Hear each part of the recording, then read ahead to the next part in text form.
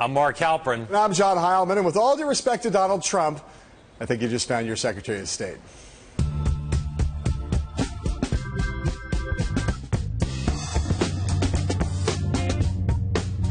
Real unofficial day.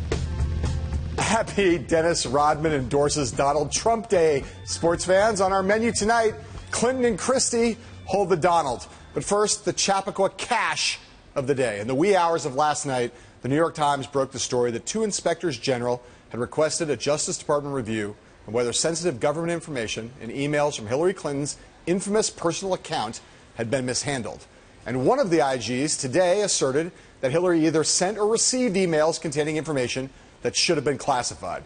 Clinton's campaign and its allies have pushed back hard, saying there's less here than meets the eye.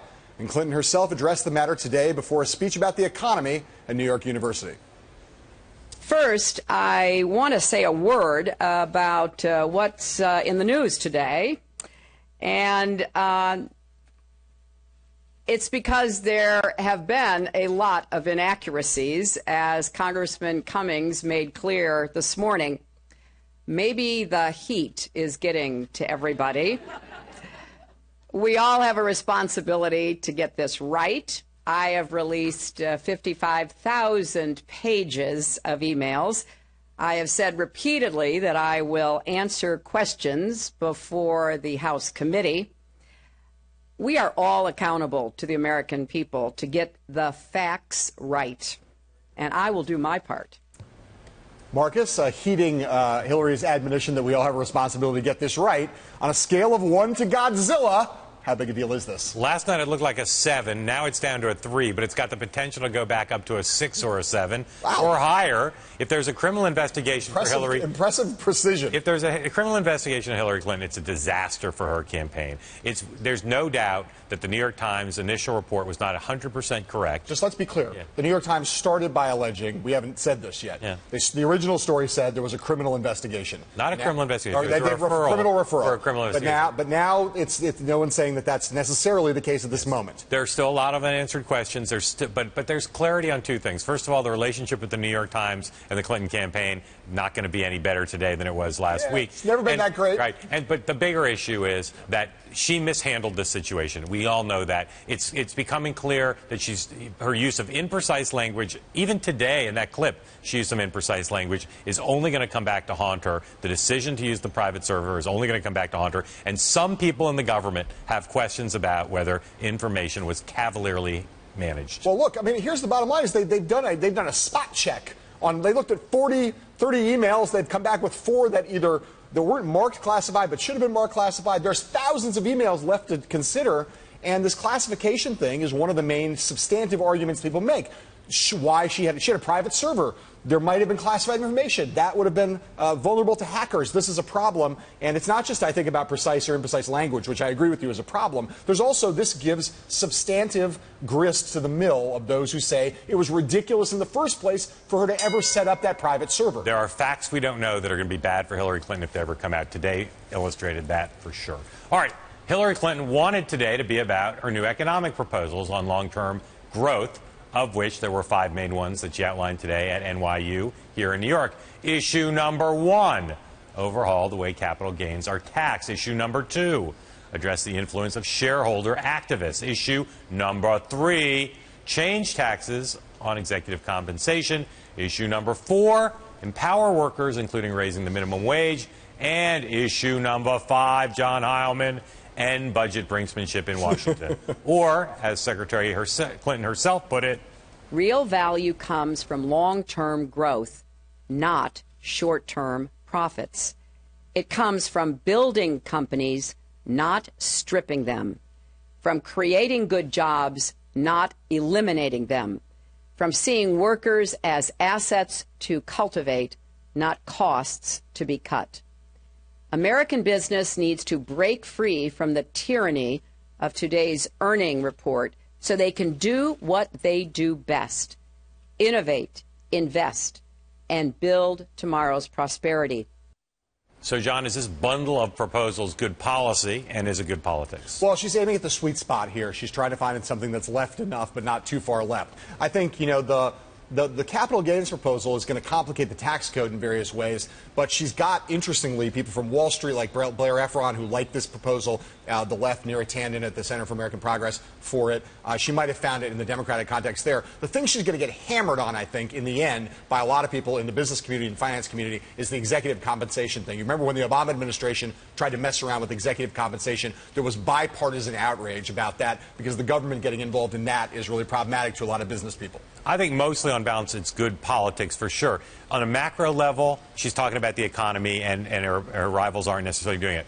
On a micro level, I bet you every one of these things she's proposing tests better than 65-35 positive. Sure. The danger I think she's going into politically, and I think some of these things are substantively questionable too.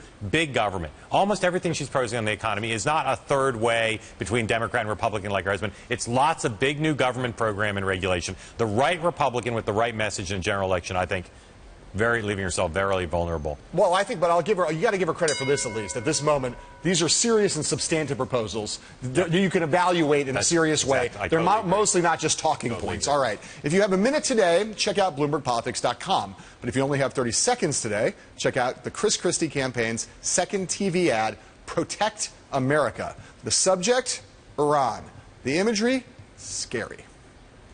President Obama gave away the store to the Iranians, to a group of people who since 1979 have been chanting death to America. This was negotiated so badly that you wouldn't let this president buy a car for you at a car dealership. And so as president, the top priority is to protect the United States of America, and I'm the only one in this race who's had at least some small part of that responsibility. I'm Chris Christie, and I approve this message.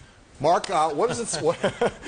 It's crazy. What does this ad say about Big Boy, as we like to call him, about himself, about his view of his rivals, and his view of the electorate? I can't believe Mr. Definitive says I'm the only one who had at least some experience in these issues. Who would have thought that Chris Christie would run an ad at this point on national security? Yeah. Now, I'm Mr. Take Charge, Mr. Tough, I get that. But every Republican's polling data is finding these are big themes with Republicans' national security. But I can't believe that this is what Chris Christie thinks he's going to run and win on, given the fact that he doesn't really have that much experience. He's referring to his time as U.S. attorney dealing post 9/11. New Jersey. Yeah. I mean, look, there are, if I count them, 4 U.S. senators who will probably all stand up and have their heads explode when they think that Chris Christie's claiming he has more foreign policy experience than they do. Also, just the scowl on his face. I mean, that is not strength. That's sort of scary more than it is strong. But there's no doubt that because Hillary Clinton is seen as having commander-in-chief credentials as Secretary of State, everybody's got to run on that. Republican voters care a lot about it. All right, up next, what really happens on the campaign trail? We go behind the scenes. Big secrets revealed with our campaign reporters after this word from our sponsors. Our guest tonight is actually 5 guests tonight, some of our Bloomberg Politics colleagues here who cover the campaign in New York today. We're lucky to have them all. We want to talk about the candidates you cover in the campaign overall. Start with our colleague Sahil Kapoor, who, amongst other things, covers Capitol Hill. You wrote this week, did some reporting on what Republican senators are thinking, at least what they'll tell you, about Trump. They're not feeling very good about it. The answers that they gave when I mentioned that Trump has surged to the front of the pack range from thinking he's going to go away to saying he's not good for the Republican Party. Jeff Flake, I don't think he's any endorsements in that group? Not a single endorsement, John. Even Jeff Sessions, who's aligned with him on sort of on the issue of immigration, not rhetorically at least, but policy-wise, said he doesn't know if Trump is good for the Republican Party. And the candidates don't want to jump on him either on the campaign trail. I mean, Scott Walker was lucky enough to have his campaign announcement last week, so he didn't get, blown under by all this quite as much, but it's going to continue to be a problem for a lot of these candidates to get out there. And the Democrats love it. You've heard Hillary Clinton, just kind of cheer him on. Martin O'Malley call him a racist. This is exactly what Democrats want to see, because what they're saying is Donald Trump is the standard bearer for the rest of the party. And even if that's not actually true, it's an easy line for them to make that's going to appeal to a lot of voters in the middle. And Republicans know they can't go after him because if you hit him, he will hit back very hard. As we saw with Lindsey Graham this week. Any talk from the Republican senators about doing something to slow Trump down, or they just feel they have to wait and hope for the best? I think they're keeping their fingers crossed. Hey, John McCormick, you were just talking about Scott Walker, who you cover. Talk about what that's been like lately. He's just had his big announcement. You've been out on the trail with him, hanging out. How's he doing? He's doing okay. He had a couple several unscripted moments last week during his rollout where things happened, And he reacted fairly well on his feet. I get better access to him than you probably do to Hillary Clinton. Probably a little bit, just a little. Just by a little bit. I'd ask him a question. Every campaign event I go to, in the Rubio campaign or anything else on the Republican side, they always joke about Hillary Clinton being bad with the press. The rope. So the other Democratic candidates, especially the O'Malley team. It's still I mean, she's the only one with Secret Service. Some of the governors have troopers, but you can walk up to Scott Walker. The troopers don't stop. Right. Yeah, you can ask him about Pabst Blue Ribbon, which is what I did, last week, and I had a nice little off-the-record conversation with him about his favorite beers and that we should have a sampling some evening. And this is the time of the cycle where you can actually have access to these people. Well, some of these people. I know you said this is off the record, but does he like PBR or? He actually said he's more of a Leinenkugel's man, he leaves the PBR to the hipsters. Next time he brings up PBR and ask him if he will take some Heileman's Old Style should be his beer. Yeah. I was actually surprised by the issue of access because as you were behind a rope at Hillary, the same day in Wolfboro, Marco Rubio and Chris Christie were marching in a parade probably 30 yards apart, and every reporter there was just bouncing back and forth the whole walk of the parade. But they want to make the news, and she is okay if she doesn't. And a lot of it there in that instance in New Hampshire a couple weeks ago was actually having to do with Secret Service and kind of poor advance work, less than it actually being about the media and the press team actually trying to control it. It was much more about some of the other people who are part of the equation because she is somebody with Secret Service protection, because she is a candidate who has so many reporters on her trail all the time. And did you personally get lassoed? I wasn't actually there. I was actually off for the 4th of July weekend. Where she's sort of this towering figure that anything she says or does is going to get massive amounts of media coverage, and she never has to fight for it. Unlike I think every one of the other Except candidates. For maybe Trump. So Scott Walker, your candidate, who you cover. He's been both criticized and praised for being in his set stump speech remarkably on message and disciplined. You've had some unstructured time with him. I had some time last week in Iowa.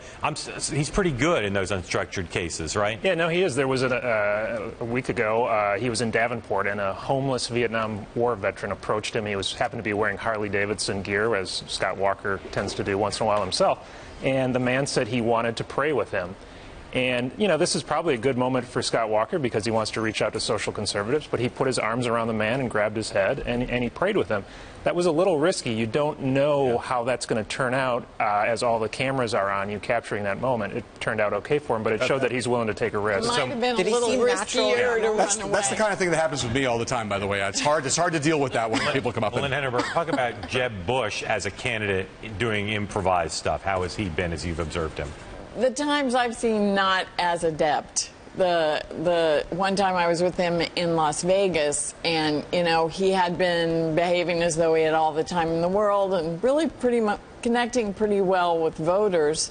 So he walks away from the voters into a space with reporters. It's like personality change immediately.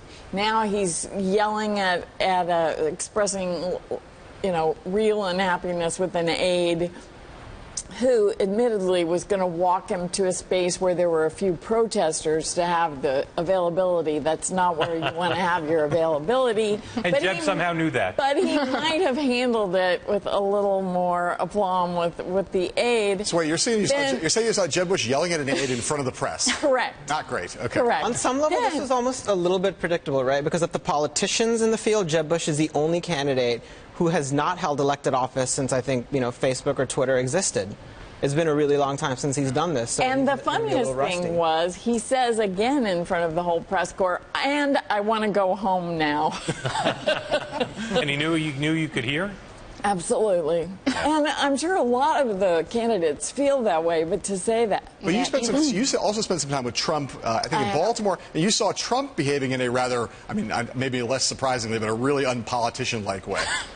Well, Trump is kind of, I think, the anti-politician on a lot of levels, right? But, you bring a baby up to Trump, and his reaction is kind of like, ugh, baby. I didn't even touch my own. Anyone who wants to come and have a picture with him, he's okay, but make it snappy. Instead of trying to use that moment to connect with the person. How do you think Chris Christie does with babies? I think generally in terms of with people, I think he does pretty good. I think his image is, I'm a dad, I have 4 kids, I'm comfortable with people, I'm comfortable with, families. So I think he does pretty good on that like front. A hugger. Yeah, he does. He does. The other thing was he did hug Barack. Let me ask you about another metric besides hugging for Christie, which is fundraising. Just announced his finance committee. He's not in the first tier in fundraising, which I think once upon a time he assumed he would be. How are they feeling on the Christie campaign about where he stands on? Well, the big news this week was that Meg Whitman has signed on as one of his co-chairs. I guess the feeling within the campaign was that was really a good get for them.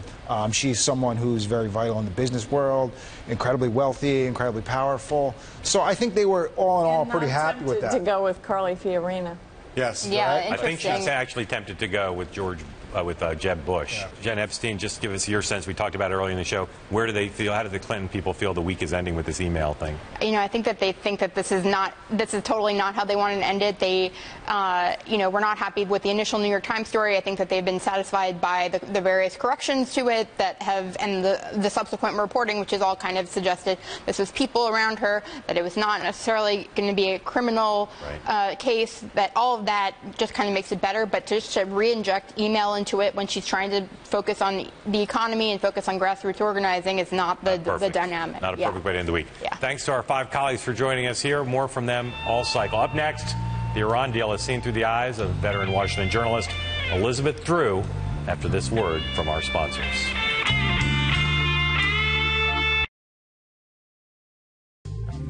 Elizabeth Drew, who chronicled the end of the Nixon White House in Washington Journal, just released in paperback, has a new piece in the New York Review of Books about the Iran nuclear deal. I sat down with her recently to talk about what she calls the, quote, play acting surrounding that deal, beginning with hesitant-seeming Democrats. Most of them feel that they have to look hesitant, that if they leapt right in and said, this is great, it's terrific, they undermine themselves, so they have to look like they've given it grave thought and lengthy consideration, and many of them will come around and be for it. Right. On the Republican side, we have recalcitrant Republicans, right? Almost everybody has come out on the Republican side and denounced the deal. Some have made slightly fools of themselves by denouncing the deal before they had even read it or even knew what was in it. You say that by being that recalcitrant, they're undermining their position. Do you mean politically or do you mean substantively? Well, both. It's the same thing. They look as if they don't know what's in it. They haven't bothered to read it. They're just automatically against it. There is a group, the person to watch is Bob Corker of Tennessee, who's the chairman of the Foreign Relations Committee. He hasn't denounced it. He's raised grave questions about it. Right. And if he comes out in some way for it or with a resolution that modifies it in some way with some accompanying thing, he can probably bring about 5 or so Republican senators. The key Democratic character in the hesitant Democratic category is Chuck Schumer, someone who is, to this day, I saw him interviewed on television recently saying, he has not read the deal yet, and so he's not going to say anything. Obviously, he's a very strong supporter of Israel, a very strong New York senator, has very strong allegiances in that area. Tell me about the calculations you think that are going on inside that rather calculating head. The main thing is, it's not just that he's pro-Israel. A lot of people are pro-Israel who like the deal and think it's good for Israel. He's a pro-Israeli government. Right. That's the difference between AIPAC and J Street, for example. He's pro-Likud, is what you're saying. Right. Right. And there are many who say you can be very loyal to Israel without supporting whatever the government of the day is saying, and they think it's a good deal. Just give us a sense, handicapping things now. Obviously, this is going to stretch out over the course of the next 60 days or so, at least. Give us a sense for your handicapping of how likely President Obama is to have the numbers he needs. Well, the vote counters I've talked to, a couple of them, they say we don't have, in the Senate you'd have to have 34 votes to block an override of a veto. What he would veto is not that it went down, but they'd pass a resolution of disapproval. Right. And that's what the president would veto. Right. They say we're not there yet, but we're going to get there. Right. What is your sense of how the president thinks about this deal? Well, one of the criticisms that's not to be made about Barack Obama is that he's dumb. Right. He's a very smart man. And as he said, look, he's a young man. He's going to be around in 10 years when this deal runs out, or 15 years. Right. He doesn't want to walk around as the guy who handed Iran the bomb. And people say, well, this will lead to Iran having the bomb. Not having this deal means they get a bomb sooner. I mean, there's a simple logical flaw in the opposition. I want to switch and talk to you a little bit about this book of yours, the paperback version of a famous book you wrote called Washington Journal, which was called Washington Journal Reporting Watergate and Richard Nixon's Downfall. It's just out now, the paperback, just in time to celebrate or at least commemorate the 40th anniversary of Richard Nixon's resignation. In the book, which is, of course, a famous book in the pantheon of Washington political journalism, you have a new afterword that you've written, basically about what's changed and what's stayed the same in the course of those 40 years since Richard Nixon left office. So my question to you, Elizabeth Drew, what has changed and what has stayed the same? Oh, a lot has changed. My afterword is really about how Nixon got from being in ruins, having been thrown out of office, the only president ever was, in San Clemente, isolated, and he brought himself back up to be accepted by the establishment. 5 presidents were at his funeral. He'd have just thought that was the greatest victory of all. What's changed is we're more alert. Yeah. And I think people say, can there be another Watergate? No, there can't, because that came out of Richard Nixon's head and his psyche and his traits in him from childhood. So, but I think we're more alert. We have more mechanisms for stopping transgressions. I don't think you're going to see enemies lists, and you're not going to see, well, you're not going to see the kinds of things that went on there, and we're going to be able to stop it sooner. One of the things that's striking looking at the blurbs for the book is that you have a couple, there are many people praise the book and say how great it was when it first came out. In the hardback version and now in the paperback, people are revising their praise for it. The two that really struck me was one of Tony Lewis, who talks about that time. He says it was a time when the Constitution came alive, and our own Albert Reinhold Hunt Jr., who says it's a reminder that American politicians can rise and respond to crises. Those are both sort of heartening reflections on that time. For a lot of people, Watergate is remembered as a great mess. In some ways, do you think it's also sort of a great triumph in some way for the system? Well, Tony Lewis was right in the sense that it was a constitutional struggle. This wasn't cops and robbers and bad guys versus good guys. Was the president going to be held accountable to any branch of the government? He was defying the courts, the Congress, and the public, obviously. It wasn't foregone that he would be impeached. Technically, he was run out of office, but he would have been impeached in the House and probably convicted in the Senate because enough evidence came out at the last minute. The upside of that was, here was the House Judiciary Committee, not famous people, right. A lot of them quite ordinary, right. and they rose to it. Right. And to us, they were James Madison. You know, they were very serious about it, very thoughtful. And against the odds, they came up with 3 articles of impeachment that were accepted widely by the country because they did it from the center and they did it in a bipartisan way. Try that again. Yeah, try that again. All right. Congratulations on the paperback, Thank Elizabeth, you. and it's great to see you. Nice to see you. Our thanks to Elizabeth Drew, and remember to get the new paperback version of Washington Journal. Up next, the work of our most creative viewer after this. Our thanks to a very special viewer for making this and telling us how to get to Sayonara Street. Gruesome. Have a Bafo weekend until next week. As we say on Sayonara Street, sayonara.